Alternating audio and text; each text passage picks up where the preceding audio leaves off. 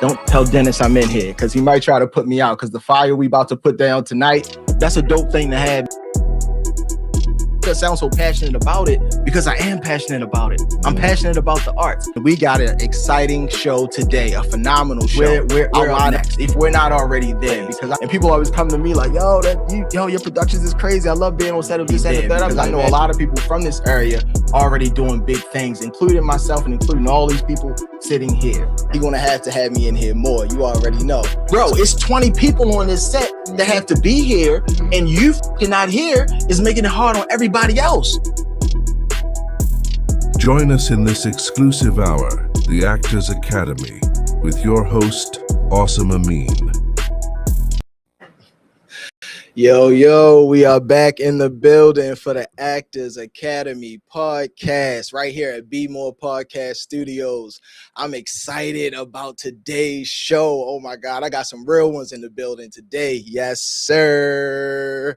Oh man. So as you know, on the Actors Academy podcast, we always have the dopest people that are doing the dopest things in the film industry right here on this set at Be More Podcast Studios. But today I'm going to start with just a quick reminder to everybody about the Actors Academy Take 13, Mastering All Mediums, which is coming up in a little under, I think about 12, 13 days. We are going to be back at it with the Actors Academy. And this time we're back around with Isaac Loyal the first week. And he comes through on July 18th. He's going to be talking about commercials. Then we got Desi Alexander, who's going to be coming through the second week on July 25th. He's going to be talking about verticals. Then we got my man Stephone Belton in the building. On August the 1st, he's going to be talking about acting in film. And last but not least, we have the Rosalind Gaines. She'll be in the building talking about acting on stage, and that's going to be August 8th.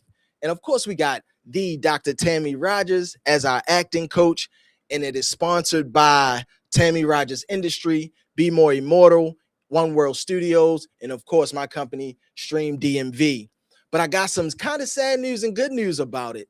We have sold 10 out of the 15 tickets that we normally have for each cohort. We only have 15 students each time just because we like to keep it small, intimate, so everybody gets time to actually perform and engage within the Actors Academy. So we're already at 10 people for the cohort. We got 5 left. So if you haven't signed up already, I'm telling you, you need to go sign up today for the Actors Academy. And for my returning students, I got a special deal for you. So DM me and I can let you know what's happening if you are returning to the Actors Academy.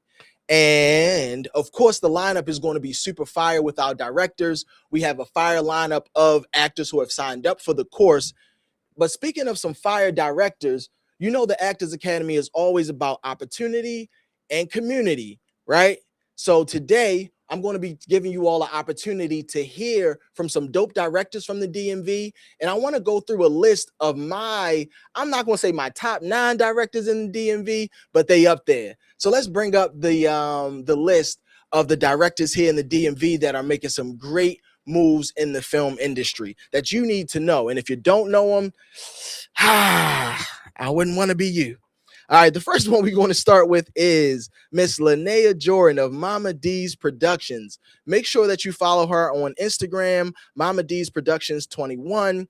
She is she has a film that she's working on now. It's called Little Miss D that I know she's going to be needing some actors for, extras especially. So make sure you follow her to keep up with all of her great content. The second one is my man Alvin Gray. Of course, 910 Productions. See, my man Alvin, he works when he want to work, though. So you got to catch him when he feel like it, right? But he has some of the dopest films that I've ever seen. He plays like he does a lot of parodies.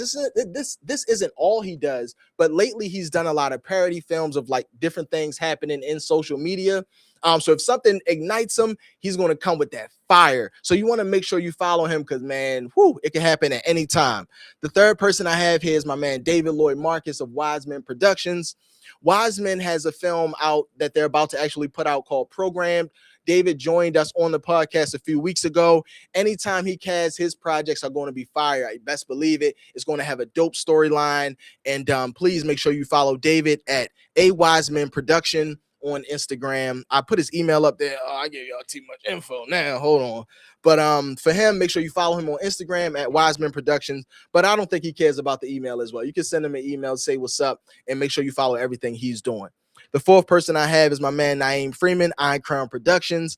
It's Iron_Crown_Prod on Instagram. Make sure you follow him. I've been rocking with Naim for shit, man. It's going on at least 8 years now that we've been rocking and doing productions together. Everything that he does is always, he plays on people's psyche in every damn film that he does. So if you like that psycho thriller kind of feeling, Naim is definitely going to give it to you. And I got a special announcement about a few of these people on this list once I'm done with this list. The fifth one is Dexter Brain Studios. Make sure you follow him at Brains Concept Studios. I had some people from his team on last week. He actually joined us via chat. Dexter's my man. He deals with a lot of CGI and things like that. So if you want to operate in that whole realm of it's make-believe. Oh, it's real make-believe, but you have to, it's interesting working with CGI, right? Because every time I'm on green screen, I have to create a whole scene basically in my mind. So it's like almost the epitome of acting when you work on a CGI. So I don't want to call it make-believe. I want to call it something else, but it's the epitome of acting when you work on that CGI. The sixth person I have here is Kimye Workman and Taisha Downer of Dare to Dream Films. Worked on a few projects with them. They deal with a lot of psycho thrillers as well, but every production that I've ever done has had a deeper meaning. Anything that Taisha writes and anything that Kimye writes, very, very deep meaning. And I love what they're doing for women in the arts as well. They're very strong women that you can look up to as directors. So I would definitely say make sure you follow them at Dare to Dream Films. The next one is my guy, Jordan Jamal.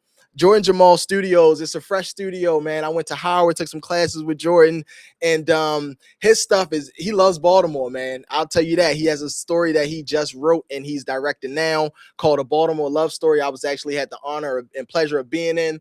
This guy is the future. He was on our podcast a few weeks ago, and I want to make sure that you all take note of Jordan Jamal Studios, like not yesterday, like a week ago. Y'all should have been following this kid, man. He's going to be doing great things.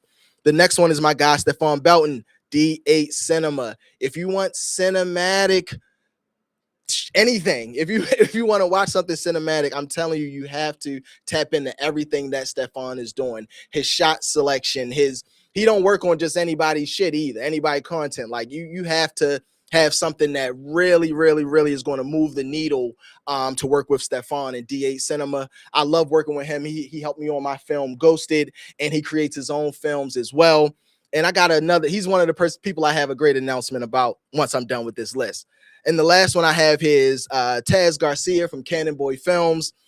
He is Taz_Cannon Boys Films. I love working with Taz because you might catch Taz on any project doing anything. And he's not just a director, he's a savant within the film industry. So you need to tap in with every one of these directors on this list.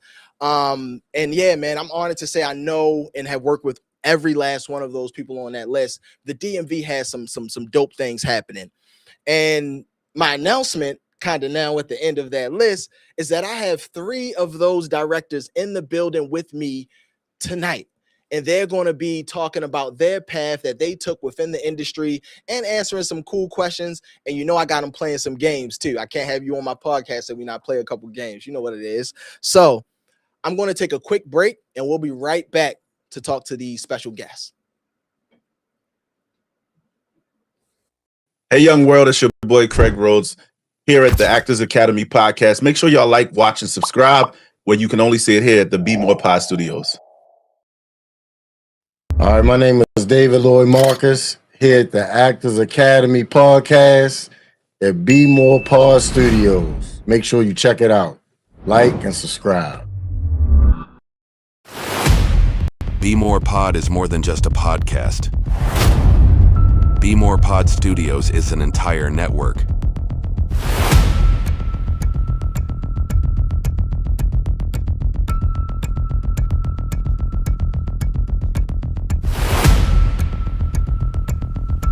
We gonna gonna have Michael Jackson back alive for GTA 6. And speaking, let me just hop on the chat real quick. I see we got something that say Big Dana, not the little one.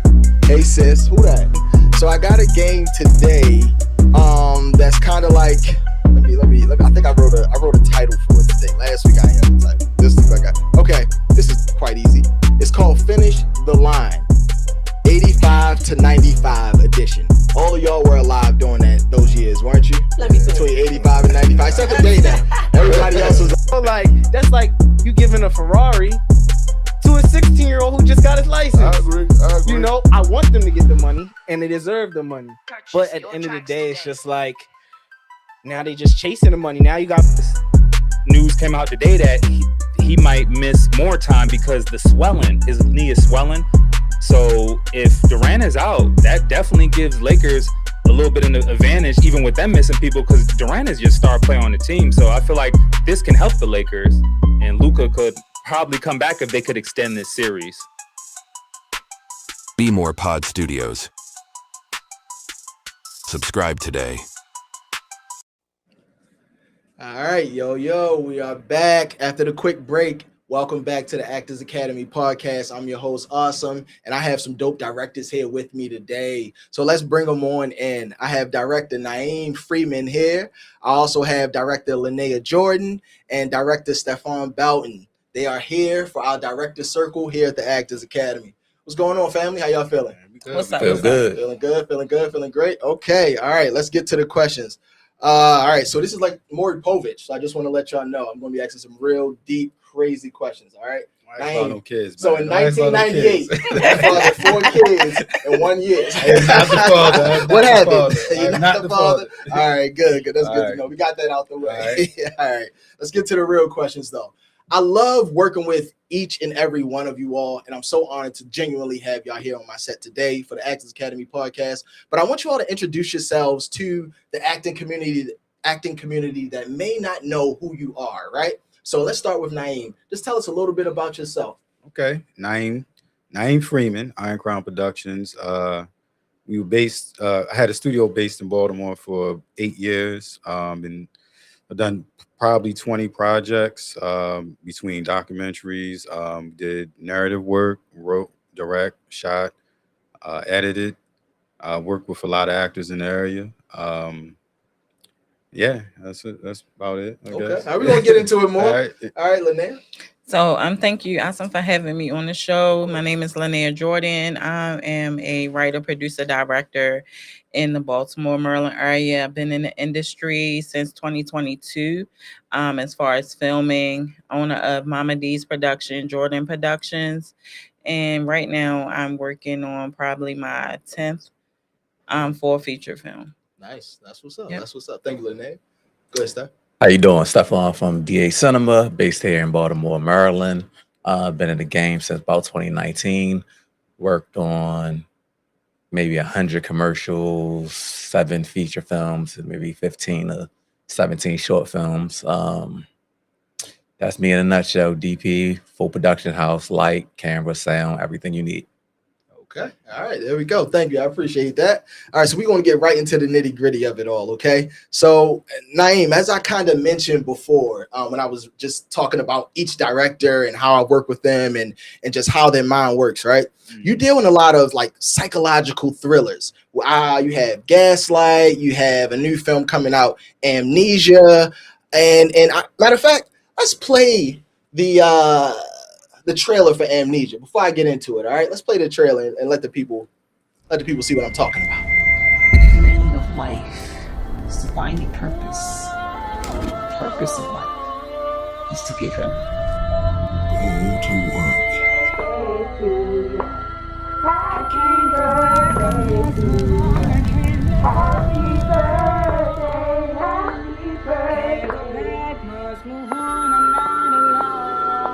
Yeah, I think that's what we all want, huh?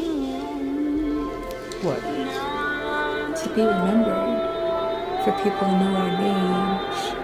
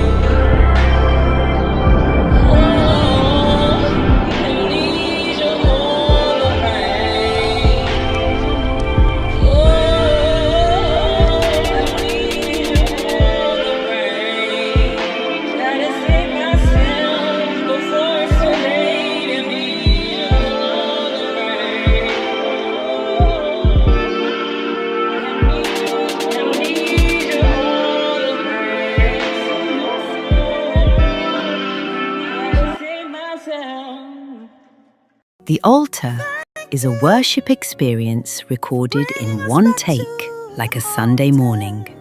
A new episode airs every Monday at 7 p.m. Whether you watch it sitting down or standing up, we hope that these worship experiences will truly bless you. The change. Yo, that trailer, I felt like I was in the mind of that main character, right? And a lot of the things that you do kind of dive within that particular psychological thriller genre. What pulls you to that? Like, what makes you want to deal with that genre so much? I have a deep love for philosophy, for psychological anything, just anything that's like just within the mind, within the spirit, within just things that kind of dwell within inside of us, like so I always try to make the characters have more of an inside view, like like we're inside of them, versus an objective view, like we just observing people doing things. I want the audience to kind of feel whatever it is that we're presenting. If we're presenting like what Gaslight was about, I want the audience to feel like they've been gaslit also. So I try to give the emotion within the film of like what it feels like, what the actual characters are going through. Like I just want that to come out. Right. I like what you said about instead of like you're watching the characters, like you're in their mind. And I get that from all your films, Gaslight, Black Therapy, like a lot of it, we lived in the mind of the character, which is really dope. So I want to ask you all, what's your favorite genre to play in?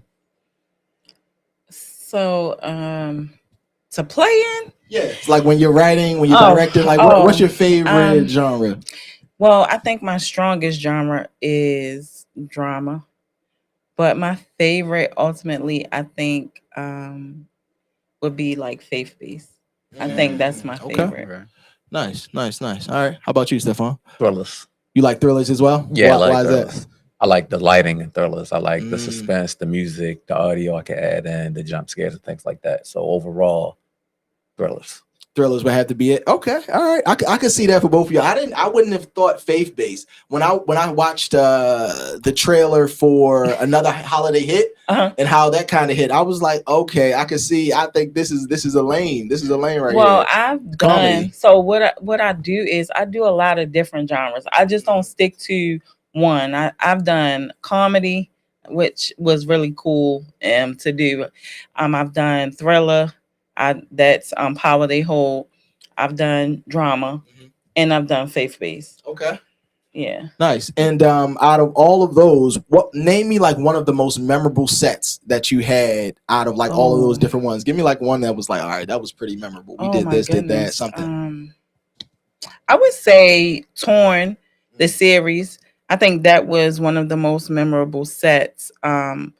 Where we actually had to do like a dead body and stuff. That was kind of my first time doing that. Shit, that's what's up. So that was memorable. Did you have like somebody doing all the blood and everything and gore? So I'm real independent, so I kind of did everything. Okay. Right. So I kind of jump in and do everything. Real independent. Okay.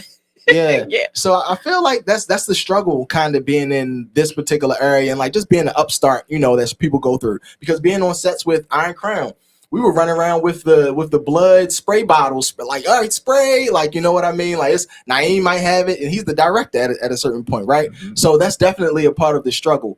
Can you just mention, you say you've been in the game since, I'll start with Stephone, since 2019, really like that.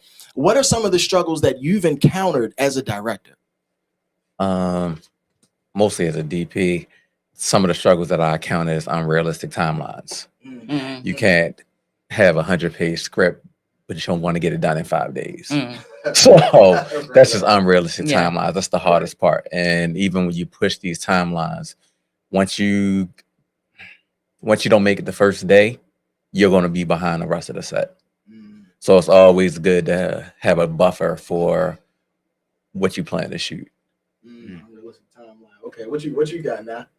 Problems, you think? Something you've encountered, just in the game since you started. Like, what's some of the issues that you've seen, or something that you had to grow through? How have you evolved? Like, just some growing pains, I guess. I think the biggest growing pains is on the back end of the film when you have to push it. I think being on set, for me, no matter what happens, I just enjoy being on set. Mm-hmm. I like the whole experience, whether it's bad, whatever happens, you kind of, because the creation of art is kind of messy. Yeah. And that's true. You have your expectations, your timelines, but they don't always get met. But the back end is really where you have to do a lot of learning, because now you have to carry it to where it needs to go, to where everybody needs to see it, to where it gets where it's going to live. Yeah. Talking about like post-production, but really marketing and really like distribution, really like those are the struggles, because those are where the problems occur as far as like the money or whatever you think you're going to get as far as like where your movie's going to live and how people are going to see it. Those type of things matter. Got you. Because you can make the film, but you gotta have it somewhere. Yeah, that's a hell of a bump in the bruise right there, because you make a film and then some films don't even come out, or they come out and they flop, so you don't, you never even put them out. So yeah, that's a hell of a bump and bruise. How about you? So I have two. My first one would be finding locations. I think that is really super hard for an independent filmmaker, and being in Baltimore, having access to a lot of locations, especially with writers that write Hollywood film scripts, but independent. Yeah. So and also distribution, strong marketing distribution. Like you said, I totally agree. That's where I'm really trying to learn that part of the craft now. Okay. All right. It is a learning experience, a learning curve. Like I sold my first film, Ghosted, last year, and that whole process, learning curve, like going through the distributor and knowing what I would do and what give me the loot. Sorry, I said Ghosted. Sorry, give me the loot. I apologize. But just knowing, what a distributor is looking for, how it's supposed to like sound, and like the things they will accept and won't accept. Like it's definitely a learning curve, even with that whole back end stuff. So for sure. So I'm gonna go to Stephone with this. I said Ghosted because it was the next question on my sheet here. So I recently worked with Stephone on a film named Ghosted, where you were the DP. We had Taz, he was the AD, and phenomenal film. It's going to be coming out soon. I can't wait for it to come out. Shout out to everybody that worked on the film with us. Uplift Works for putting the film out there and getting it distributed and things. So matter of fact, can we play the trailer for Ghosted? Take a quick look at some of Stephone's work.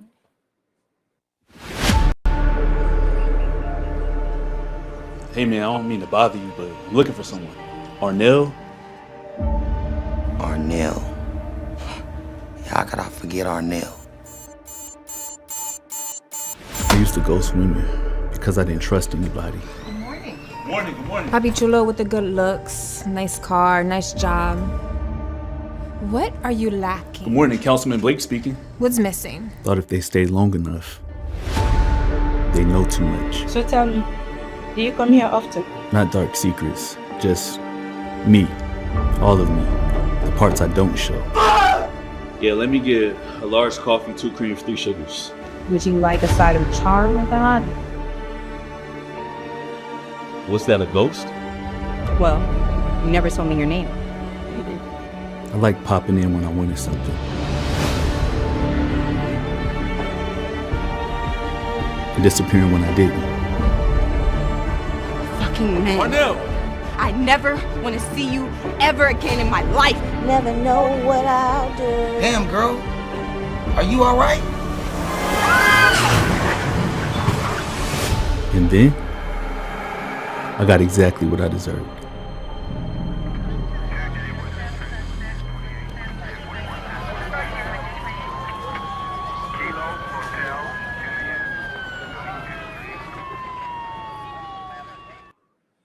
Beautiful.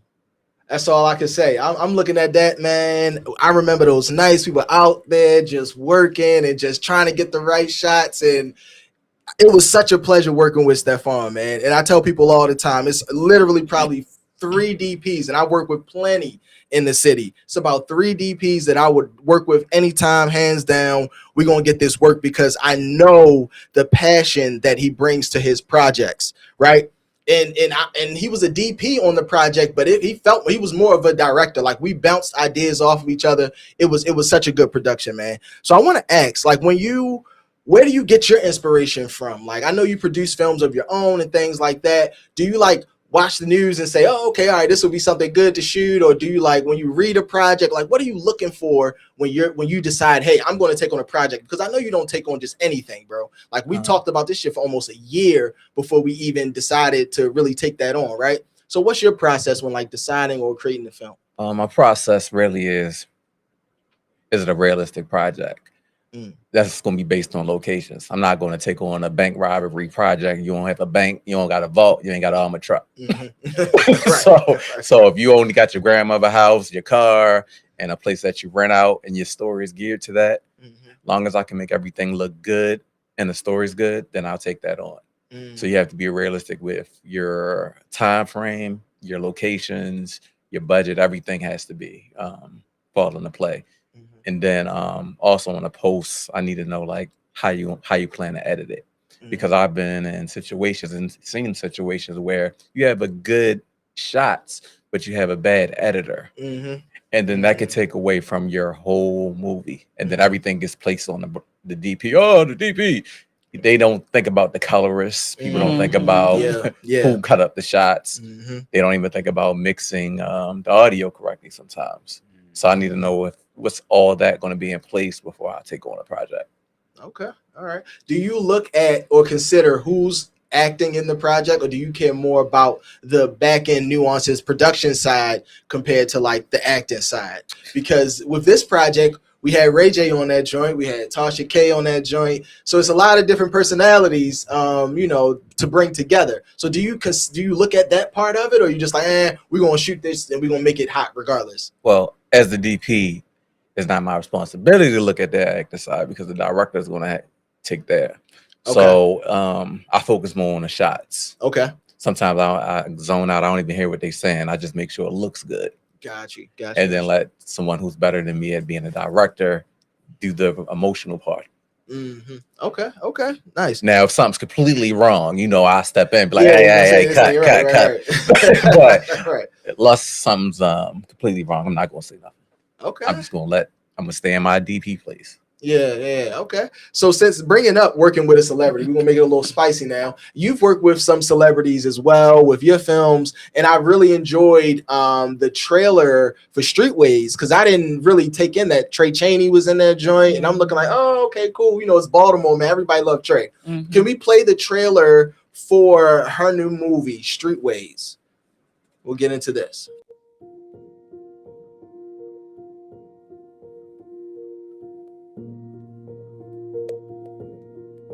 As a little girl growing up in Detroit, my mother taught me everything I needed to know how to survive the streets.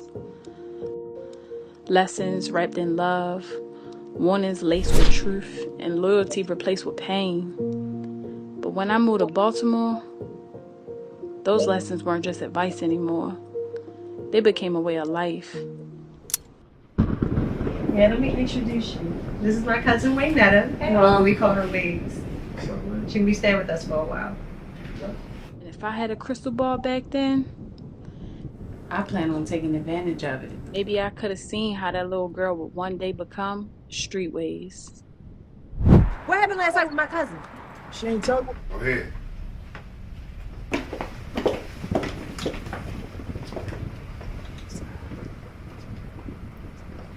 Sure.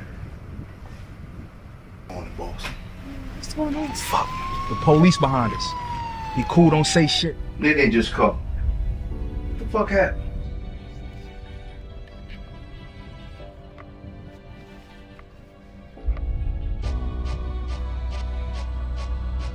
You don't have shit to talk about. Brass, what do you want to know? I want to know every fucking detail, bitch! Knew what someone be right about that bitch. You disrespected me and my bitch. Apologize. Kill that little bitch. What the fuck did you bring this random to my shit? Derek, he knows. He knows what? He knows everything. He told me meet him at the club at 5. Brad said he gonna kill me. Right. I don't give a fuck about either one. What we do though, don't say nothing, Mom. Gotta take care of this shit myself. And I'm gonna protect you, no matter what. After all that shit you was talking to now, nigga. Nigga, make me better. Bitch ass.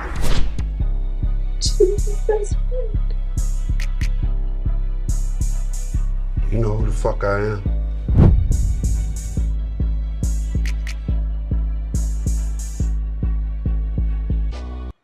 Okay.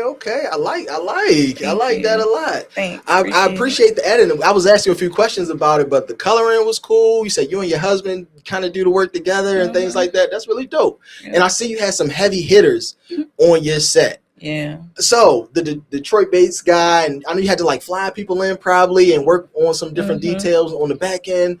So I'm very interested. Like, do you have any memorable celebrity, I guess you could call it, experiences on set? Like, do you have anything that's a funny story? It could be interesting, anything. I want to know. I don't know. You called me I know. I told you it's about to get spicy. It'd be I can tell you. So like the after filming, after set, we went out one night. They wanted to go out. The actors wanted to go out. So Kamal, Criminal Man. We went to because Trey came in, did his thing, he was out of there, right? So he asked the actors like where should he go in Baltimore. So I told him, I was like, we gotta get up at 8:00. So we gotta be on set at 8. I'm not gonna be able to go out with y'all. So I called and checked up on them, like, hey, where y'all go? He told me they was on Bel Air Road. I told him, I said, we gotta get up and go to this place and make sure they good, right? Right. So we went there, but it was just at odds to see how people was just like, oh my God, that's girl I told you. It was just super cool. Like the club owner was like, oh no, VIP section. I just felt like I was a real big celebrity with them, right? It was just cool. It was cool. Went back in there another time when he was gone, they didn't even remember me. Yeah, okay. So I know you gotta go with but that was really cool. That was like the really cool experience with them. And they really down to earth. Like I've had the opportunity to meet some real cool down to earth people, actors. That's what's up. And to book them, to get them onto your projects, I know that's a huge deal. Like I said, we had Ray J on our project. That's an interesting story that we could go into on a later date.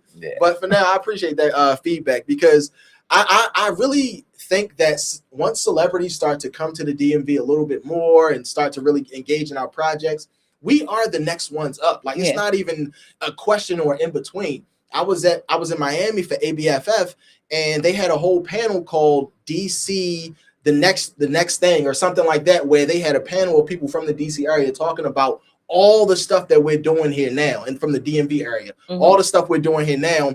And it had the respect of a Tay Diggs to be there in the building listening to what's going on, right? So I think it's on us, these directors sitting on this panel right now. We got to keep our foot on a motherfucking necks. Excuse my French. But hey, that's how I feel with that. We have to keep our foot on their necks, and that's the only way that we will rise to the occasion of where we're supposed to be. And I truly believe that. Passionate about that. Yeah. All right, now let's get into some stuff. Y'all can talk about me too, because I've worked with you, not as an actor on set, with you as an actor on set. So you might be talking about me when you answer this question. Not just an actor. Yeah, a lot of different ways. A lot of different ways. But this is my question. What's one thing that irritates you that an actor can do on set? That you've seen on set and you just been like, bro. Overly blinking. Overly blinking. Okay. That's a DP answer right there. That is the worst to me, because the camera be on you and you're saying your lines. You're like, so I went to the mall today and I went like, why you blinking? Make sure they know we're not to get Don't do this. I went to the mall today and then I saw a friend. Don't have to blink that much. Don't blink that much. Right. Usually in movies, they don't barely blink. They blink between words or something where it can be cut out. Yeah. So if you ever watch a movie, they have staring when they talking. Yeah. But sometimes, you know, your nerves get you, the lights get you, your eyes get teary, watery, and then you trying to remember your lines and you forgot that you're not blinking as much. So okay, I'm gonna put people on game. I'm glad you actually said that because Naim is one of the, I think, first people that I heard kind of preach this, and I've seen it on multiple different acting platforms where if you're acting on camera, this eye, what is this? My right eye should be looking at that person's right eye, right? If they're across from me. So that's the connection there, right? You shouldn't be, like you say, blinking all crazy, but to help with your gaze and your stare, your right eye, if the camera's over this shoulder, I believe your right eye should be looking at that eye. And if the camera's over this shoulder, right? Correct me if I'm wrong. Well, if it's an OTS for here, Uh-huh. that eye is to Let's OTS real quick, bro. Hold on. Okay. We in the director circle. You know how we do at the Actors Academy. Okay. So we're looking at each other, right? Looking at each other. So where's the camera? If the camera's here, if the camera is on my side here, right? Your left side, yeah. So facing you, right? Right. This eye is here. This eye. This eye. My right eye. Your right eye and right eye. Right eye. Okay. Right eye. Got you. That's if it's that way. Yeah. So okay. So if the camera's on this side, then my right eye is just, you know. To that. Okay. So you just taking this eye and you just and matching eyes. Okay. Yeah. So we just put y'all on game, right? That's some real shit. And they'll tell you this on any particular set. It will help you, and it will help with your blinking too when you focus on where you need to focus, right? Like instead of looking around and trying to, even when you go into auditions, you look at a spot on the wall and kind of go there with that. You don't do all of this. It's very distracting. So I'm so glad you brought that up, Stephone, because at the Actors Academy, anything, we always trying to put people on game too. I don't care about moving my chair and messing up the mic and doing nothing, because the first thing we want you all to do is to be educated through the Actors Academy. Yeah. All right.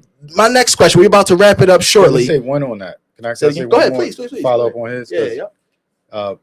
Just like he said with the blinking, when you have actors that come from stage, they emote with their body. They just use their whole body a lot. So when you go to those mediums and them closest, they're just falling out of focus. They're doing a lot of things that's just not what you need for that shot, because they use their body. And just like he spoke about the eyes are really film. Film is all eyes. So I just want to leave that out there before we move to the next question. No doubt. Eyes are the eyes. Can I piggyback on what he just said? Go ahead, man. We in it. Go ahead now. Like move like within a frame. Some people, like you said, like they'll move their body a lot. And if it's a close-up shot, you're in the frame and you're out of the frame. So a good thing is I like to tell people, hey, this is a medium shot. So I'm gonna see from here and here. So you have a little bit of play. So it's always good for that too. To coach them up a little bit, and that's part of being a director. Because the actors sometimes they don't know what you're saying. Right. So I like that. How about you? What's something that that an actor could do on set that might irritate you a little bit? What always get me is that actors overact. Like they are super loud, especially if they're theater actors and it's their first time in acting. They have a tendency to speak loud, talk loud, like really over dramatic, and they don't know how to bring the tone down and stuff. So that's kind of what gets me all the time, and I'm like, okay, cut, let's do it again. Let's do it again. And I kind of, because I love working with first time actors. That's like I love giving people their first opportunity. Like I love when they say, Linnea, thank you for giving me this opportunity, giving them a lead role first time. So that be the thing. Okay, that overacting thing. And they have to be coached though. That's another thing. Like even as a director, that's a learning point for you as well to say, okay, all right, I just got to tell this person, because sometimes you tell them, they'll correct it. They'll fix it. And a better actor will reach out to you beforehand to get that information first. Right? So, okay. All right. This is a deeper question that I know some of the directors I work with or our new directors want to know. When you're searching for funding for a film, what route do you suggest new directors take? Should it be self-funded or should they seek investors? I'll go right back to you and then go to the fellows. Go ahead. Cool. So I am a self-funded independent director. I would say closed mouths don't get fed. I would say ask, just really ask like family members. Like if it's your first film, you're doing a short film, have people that would invest into your dream. I was blessed. My husband was like, let's go. We're going to learn how to do everything. let's do it. But X, I'm not 100% sure how like crowdfunding work and stuff because I've never done that. So maybe I wouldn't be the best person. I would just Well, but you say you know self-fund. yeah, I You self-fund. Okay. Yep, I self-fund. I know what my limitations are when it comes to actors pay, when it comes to location payments, production team. I do also save a lot than most actors because the things that we have our own cameras, own lighting, own sound, all of that stuff. So we do our own editing.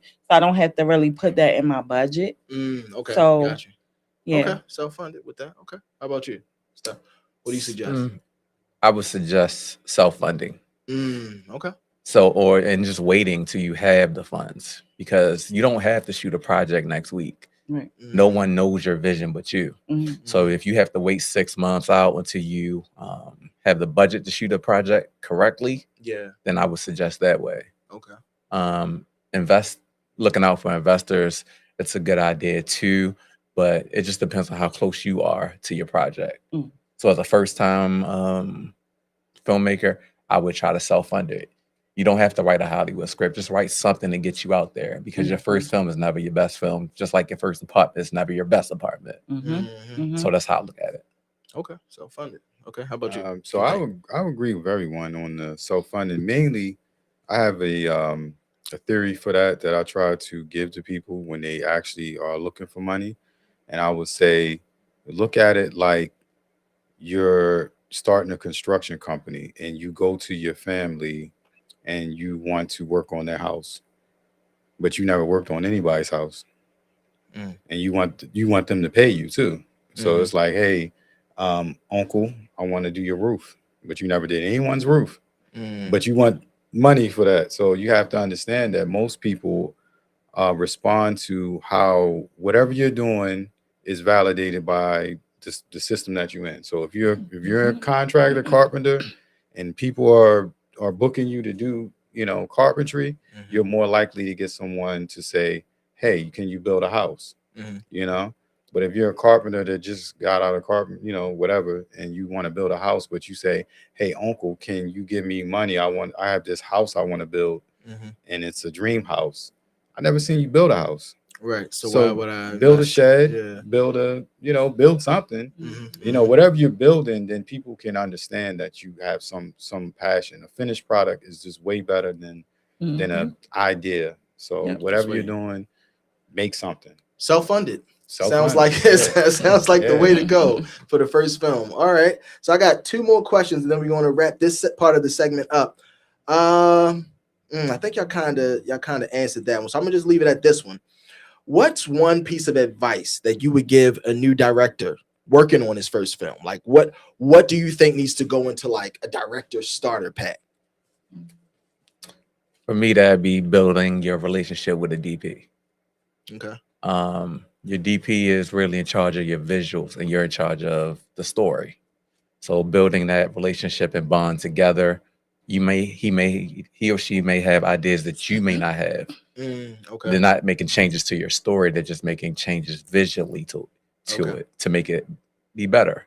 So be open and flexible to listening to a DP for direction sometimes. Okay. And I that's the first piece that I get to whenever I'm about to plan a production. It's like, all right, it got to be the right DP for the production, because everybody may not want to work on everything or have the time to work on everything. So it's like, you got to make sure you align that piece first. Right. And then a lot of times, like I like going to investors at times, but even when I'm just trying to map out my production team, people want to know that I have a good DP. That's the first question is, who's shooting it? Right. What cameras are they using and stuff like that. So yes, I definitely put that in your tool bag first. What you got? It's a couple things. As a director, first-time director, I think if you are not the writer, I think you should be comfortable with the writer and the script, get to know the script so that you can, fulfill all what the writer is looking for their story to be. Also know the DP, be a part of every aspect of the film process, pre-production, sit in on the casting, make sure that you know the characters, you know their background, you know the information, what the writer is looking for in the characters. So when people are auditioning, you'll know what you're looking for automatically, and you'll know if you see it. Also, I say don't be stern. Have like an open mind to changes, because sometimes, because I am the writer, I'm the director, I'm the producer, when I write, I don't have like somebody that I send the script to and say, hey, what you think about this script?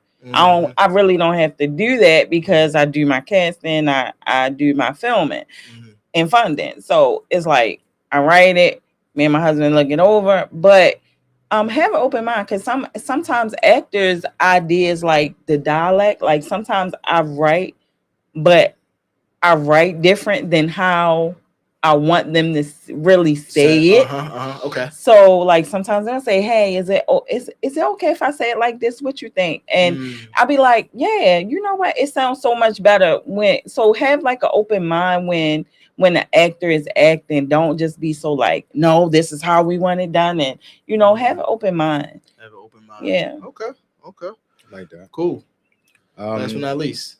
Yeah, so I would say one of the key things first is have good leadership skills, because when you get on set, everyone's relying on you to know what's next. So even if it's not, you're not the most artistic person, mostly you're going to rely on someone like your DP. You have other people around to talk to. But if you don't have good leadership skills, then you won't do what she's saying. Like, you won't have an open mind. You won't understand how to communicate with your actors. And over time, your set will start to fall apart because, people, they all need someone to lead, to be confident about what's going to happen next. So I think majority of it is that, like, leadership skills. Like, if you can just, listen, be calm, understand the situation, and also involve people in the process, because I believe that on set is it's like you're making a movie in 3 phases. You're writing it, you're directing it, you're editing it, and each part of it requires, some form of like open interpretation to what you got going on. And I know we worked together, and you told me a line that wasn't in the script. Like, why don't I say this? And hey, let's just say it and see what happens, So sometimes it's just that just understanding that you're on a ship with everybody. You're all trying to get to the same destination, and it's not about you, and just letting go of that. Okay. All right. So I got open mind, leadership, and get a good DP. That's what you need to put into your toolbox. All right. So all my new directors out there looking to get into the game, that is some really, really, those are some gems right there. So I want to take a second before we go to break and just shout out our chat. We have, is that Delisa Robinson? Hey, beautiful sister, I love you. I'm assuming she's talking to you. Yeah, that's my sister. That's what's up. Thank you for checking us out. Be More Pod. Sheesh. Okay. We got Kamika Cheatham. Okay. Fire. I like it.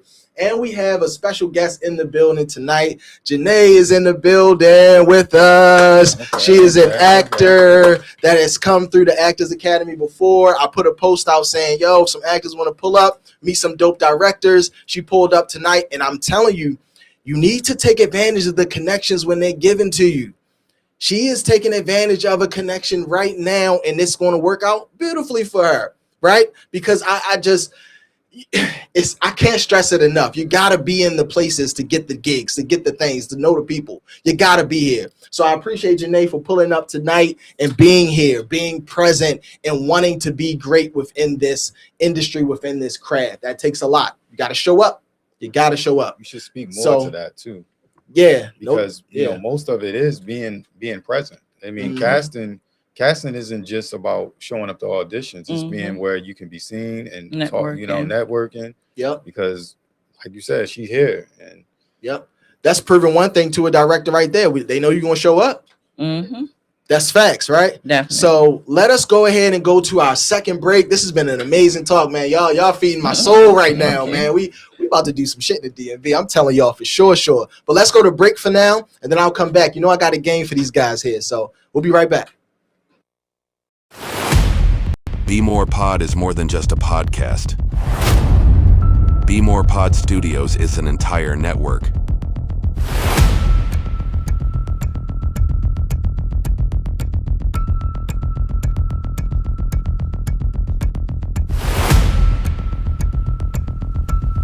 We gonna have Michael Jackson back alive for GTA 6. And speaking, let me just hop on the chat real quick. I see we got something to say. Big Dana, not the little one. Hey sis, who that? So I got a game today.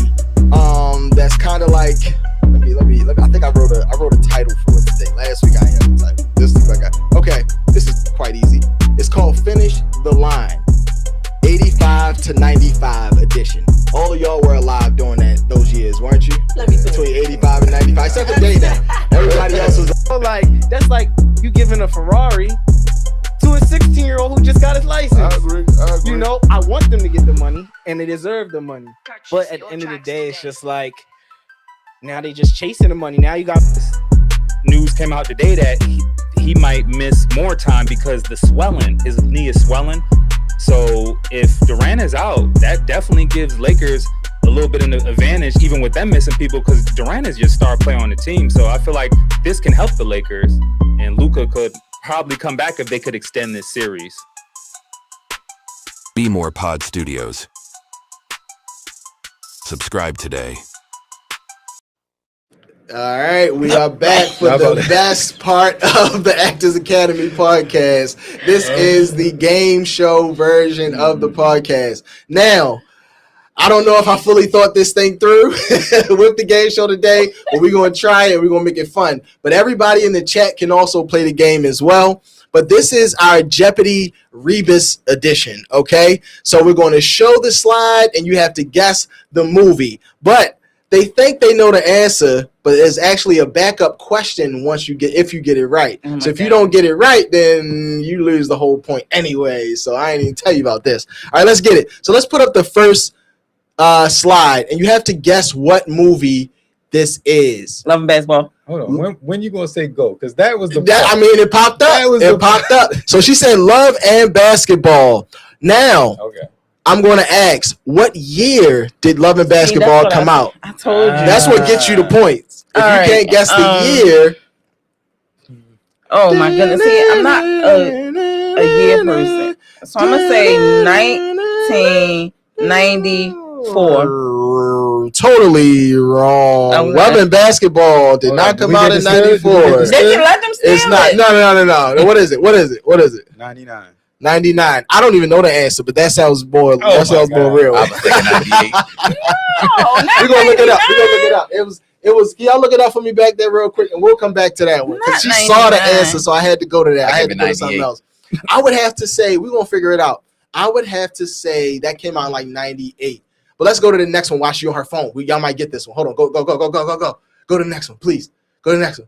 Lion King. Naim said it first. He said, what year? And I do know Lion King. What year did that come out? Hold on, man. You don't know that year. I know that year for sure because I already had this on here. 1993. Oh, lies. Dang. Lies you tell. What you got, Steph? I got 1995. Lies you tell. What you got? Right, You can I'm still gonna say The Lion King, the cartoon,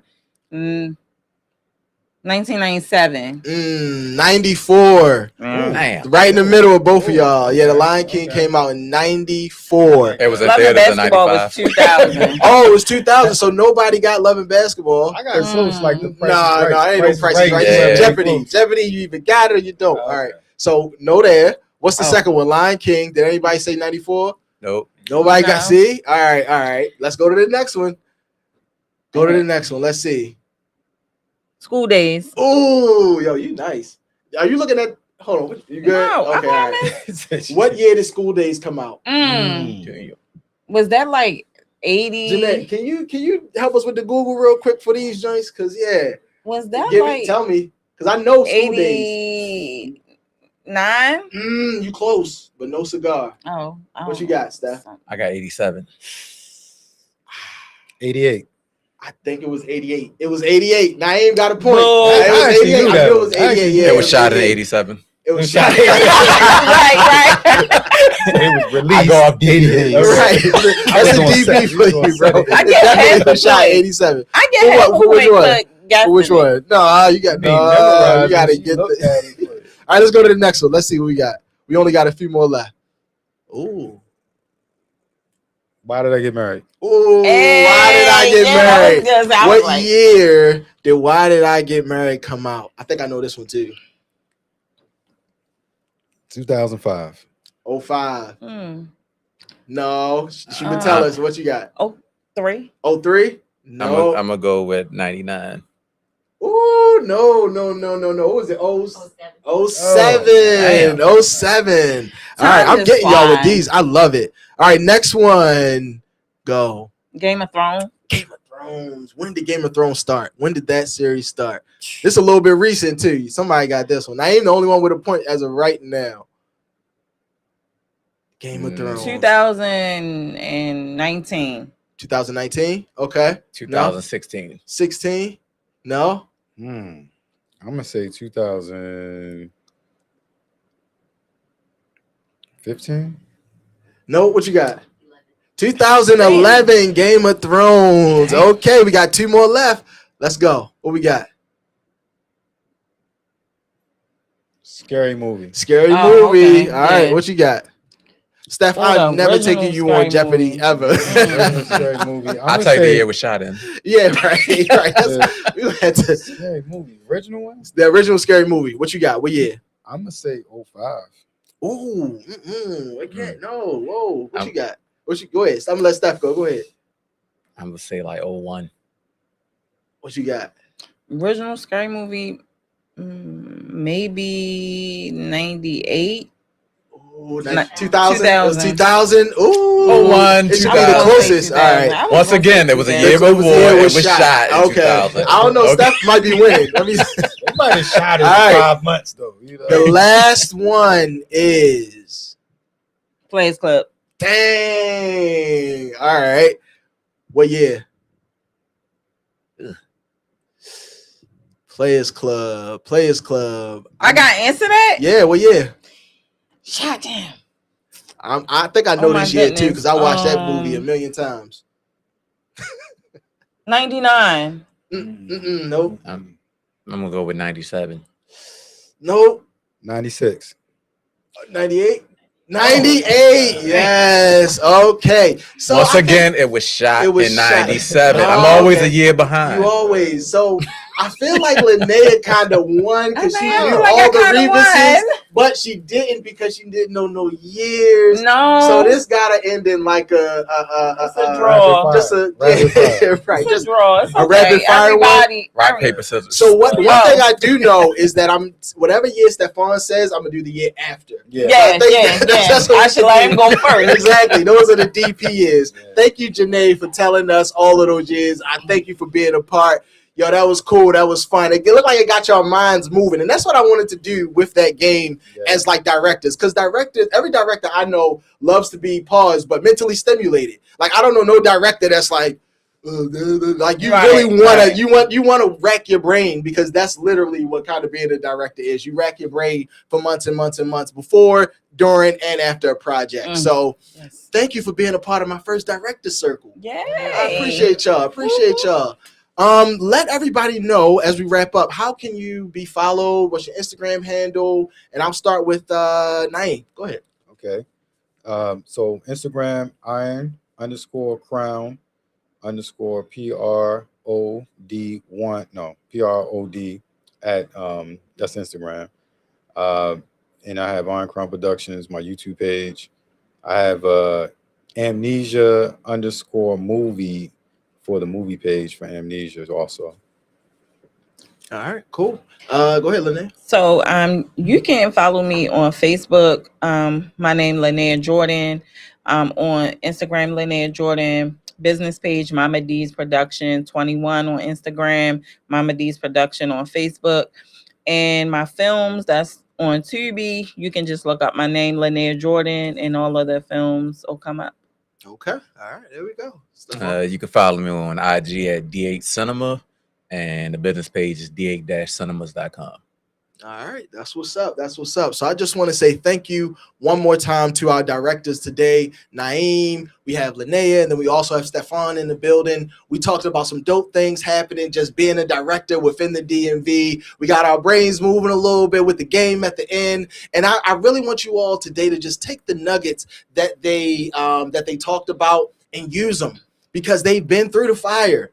They've been through it, and they've come out, I won't say unscathed, but they've come out a better director on the other end, and they're able to teach now, right? So I want to mention before we leave, Stephone is one of the teachers at the Actors Academy coming up, the Actors Academy Take 13. He's going to be talking about acting on film. So some of the stuff we talked about today, with even the eye contact and the things like that, we're going to be discussing in class. So you got to make sure you pull up. Naim has taught at the Actors Academy before. Linnea, she came through the Actors Academy and recruited talent from the Actors Academy before. So I'm telling y'all, man, it's the network that we're building here on this podcast, the network that we're building throughout the Actors Academy, throughout the DMV is something, it's something to behold, man. And I'm just honored to be a part of it. So make sure you follow us on Instagram at the Actors Academy what was that? Slash, right? I think it's a slash or something like that, right?